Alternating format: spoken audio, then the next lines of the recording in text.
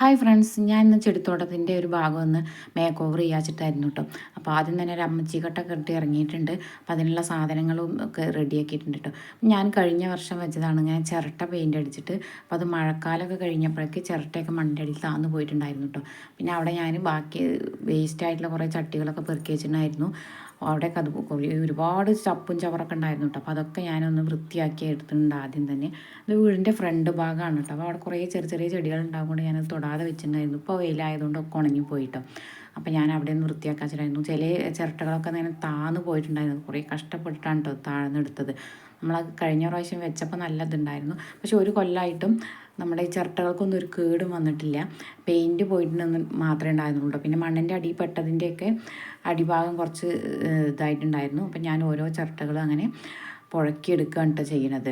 അപ്പോൾ കത്തിയൊക്കെ ഉപയോഗിച്ച് സൈഡൊക്കെ ചെത്തിയെടുത്തിട്ട് ഓരോ ചിരട്ടകളും എടുത്ത് വെച്ചിട്ടുണ്ട്. അപ്പോൾ നമ്മുടെ ചിരട്ടകളൊക്കെ അങ്ങനെ എടുത്ത് കിട്ടിയിട്ടുണ്ട് കേട്ടോ. ചില ചിരട്ടകൾ മാത്രമാണ് മണ്ണിൻ്റെ അടി പോയിട്ടുണ്ടായിരുന്നത്. അപ്പോൾ ഞാൻ നല്ലപോലെ ഒന്ന് കഴുകി എടുത്തിട്ടുണ്ട് ആദ്യം. പിന്നെ നമ്മുടെ കയ്യിൽ കുറച്ച് പെയിൻറ്റ് ഉണ്ടായിരുന്നു. ആ പെയിൻറ്റ് ചിരട്ടയുടെ മുകളിലൊക്കെ ഒന്ന് അടിച്ച് ഒന്ന് സെറ്റാക്കി എടുത്തിട്ടുണ്ട് കേട്ടോ. നല്ല ഭംഗിയുള്ള കളറാണ്. നമ്മൾ റൂമിന് ഒരു ചുമരിന് മാത്രമേ ഈ ഒരു കളർ അടിച്ചിട്ടുണ്ടായിരുന്നു. അപ്പോൾ അതിൻ്റെ ബാക്കി വന്ന പെയിൻ്റ് ആയിരുന്നു കേട്ടോ.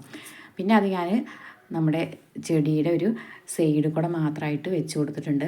ഈ ചെടി നമുക്ക് ബോർഡറായിട്ട് സെറ്റ് ചെയ്യാൻ പറ്റിയൊരു ചെടിയാണ് കേട്ടോ. അപ്പോൾ അതിൻ്റെ സൈഡിൽ കൂടെ ആയിട്ട് ഇങ്ങനെ ചിരട്ട വെച്ച് കൊടുത്തു. പിന്നെ കുറച്ച് മണ്ണുകൾ എടുത്തിട്ട് അതിൻ്റെ ഈ അരുകിൽ കൂടിയും ഇട്ട് കൊടുത്തിട്ടുണ്ട് കേട്ടോ. അപ്പോൾ നമ്മൾ ചിരട്ട പുഴക്കി എടുത്തപ്പോൾ ചെടികളൊക്കെ ഇങ്ങനെ ഇളകി വന്നിട്ടുണ്ടായിരുന്നു. അപ്പോൾ അതൊക്കെ ഒന്ന് സെറ്റാക്കി എടുത്തിട്ടുണ്ട്. അപ്പോൾ അത്രയും